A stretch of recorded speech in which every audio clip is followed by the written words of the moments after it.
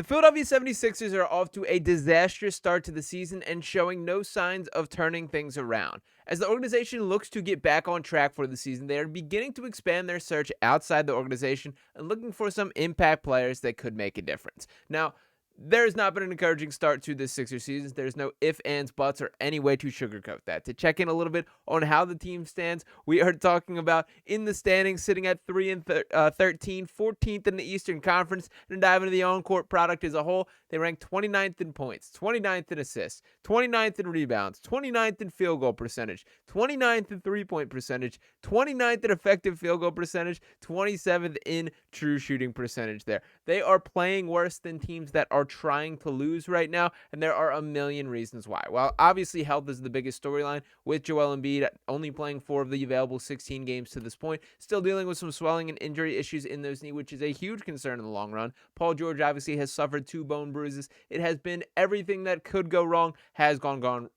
wrong for the Sixers team. Now, before I get into these trade targets, a couple that have been mentioned in some recent articles that I do want to dive into my thoughts on, do want to make it clear that December 15th is about the earliest a trade could possibly be done, and there's a couple of restrictions on players depending on the contract and a couple other conditions that January 15th is that set date. So at the minimum, we still have a little bit of time, but about 3 weeks until that point, I do think it is time to start shopping. So let's dive into a couple different articles. We're going to start off from Bleacher Report, talking about some potential trade targets, the dream and realistic target for each team.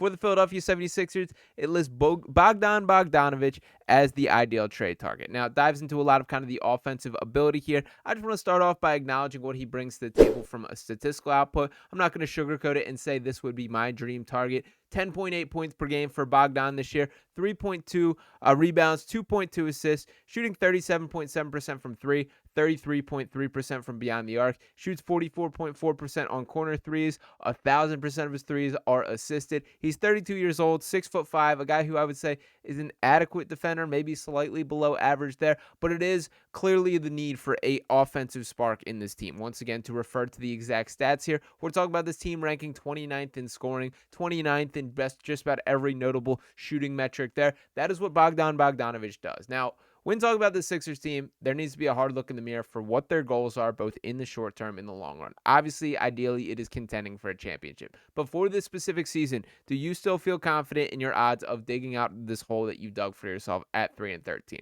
Personally, at this point in the season, I still feel like there's a chance that is the case, but we need to see some signs of life in the short term. Now, looking at these standings as a whole, I know it looks bad, but we're talking about 13 games out of first. Look up that standings, and we're talking about the 5th seed, the Heat, just 8 games out of first there. So we're talking about 5 games out of the 5th seed in the Eastern Conference.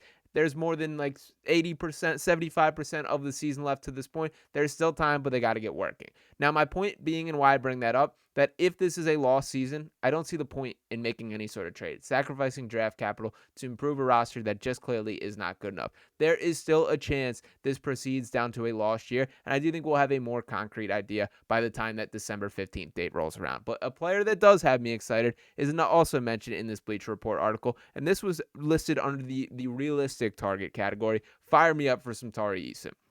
And the article writes, we'll go a different direction positionally with Eason, who wouldn't add anything close to the playmaking and shooting Bogdanović would bring. Instead, he'd offer some of the league's best defense and hustle at the powered forward spot, a position of relative need in Philly. Eason could be expendable as Houston tries to sort out which of its many young players to keep around for the long haul. If the Sixers could snag him, they'd get a player who could legitimately transform their defense.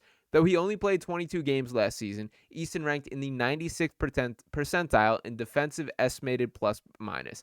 And I would say that's probably low based on the Tari Eason that I have seen on the floor. Been a fan of his since college, was a guy who was super high on coming out of the draft, and I do think he's not receiving the necessary opportunity down there in Houston. And if I'm Daryl Morey, I understand there are some broken relationships here, that obviously things went south with Morey leaving the Rockets in the first place, and there's a ton that goes on in the politics behind the scenes there.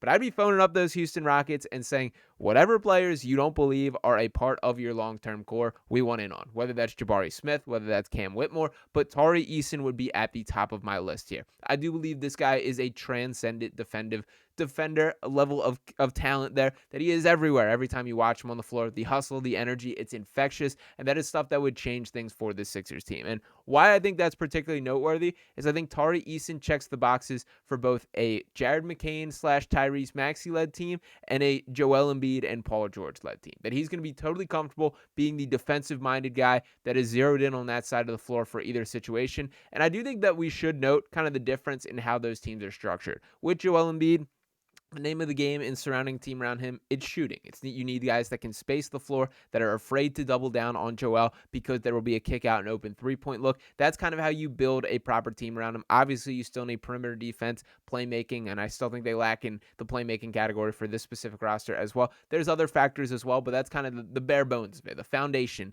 is to have shooters around Joel Embiid. If you're talking about building around Jared McCain and Tyrese Maxey, which we'll see if we're having that conversation. That is one, I guess, a little bit more in the long view. You're going to need rangy, athletic, tall wings behind them. We've seen teams that have been capable of doing it. The Cleveland Cavs are a recent success story who are obviously built around two small guards with Darius Garland and Donovan Mitchell there. Look behind them. Evan Mobley, a legitimate all-NBA caliber defender. Jared Allen, an all-star center himself. And they still got a ton of wings. Probably not as great as they probably should be for that. But Mobley's the guy that allows that straw to stir the drink there. Allow that to be possible for that team to fully work. Now, to dive into a little bit of Easton specific metrics here, doing a pull up what he's averaging on season, 11.8 points per game there, 6.4 rebounds, 1.1 assists, 1.1 block, 2.2 steals, which is absurd stuff based on the limited minutes that he is playing, shooting 34.6% from three and 50.9% from the field overall. That's good stuff there. That's good metrics. Again, defense is where his bread will be buttered for the entirety of his NBA career, and I would love for that to happen in Philadelphia. Now, did want to shift into one more target that was mentioned. This coming from Sportcasting, I believe,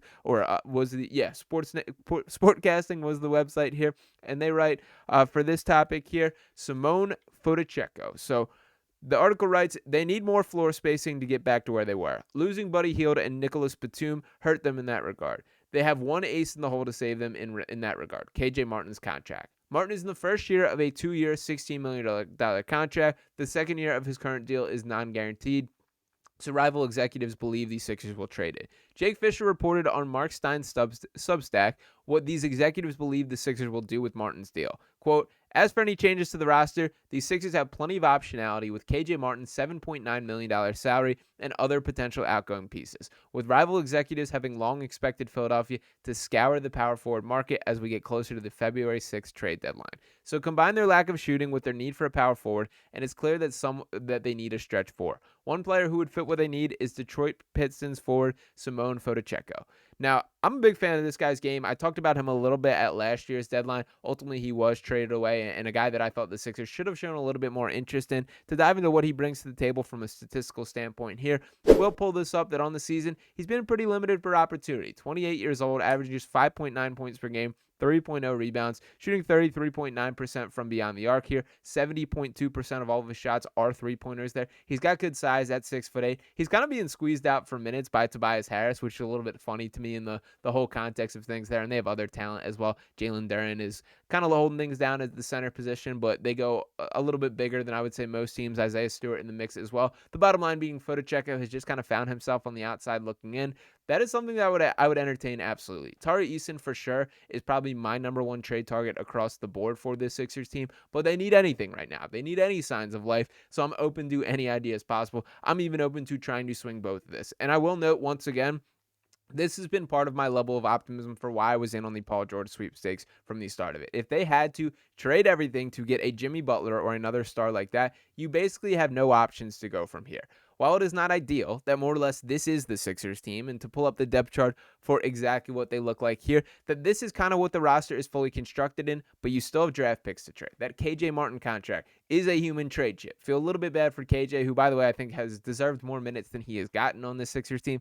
A little bit confused by what that is the reason, but the reality is he will not be a part of this team in the long run, and he knows that. He got a little extra coin in the bank account as a part of that deal. That's how things are shaking out, but he is essentially a human trade chip for the rest of the season. So there is still about 3 weeks until we can remotely have any of these conversations, and really probably another month after that until looking around the league that all the players that you're looking to tap into or potentially make deals with are available to have a trade happen, we're still in it for the long haul. And I will note this, as I do in a lot of videos, for the complete blow it up situation, Joel Embiid is ineligible to be traded this year because he signed that extension that offseason. So while I hear you on the frustration, while I'm closer to that point than I've ever been during the Joel Embiid era, that is a conversation for the offseason. And for now, you got to buckle up and try to find a way to get this team to scrapping back to a potential contender there. So once again, they have dug themselves quite a hole to start the season at 3-13, 14th place in the Eastern Conference. But I think how we see this team fight over the coming days, how we see them try to climb up the standings, and if that looks at all possible, will tell us a lot about what the outlook is for this Sixers team moving forward. So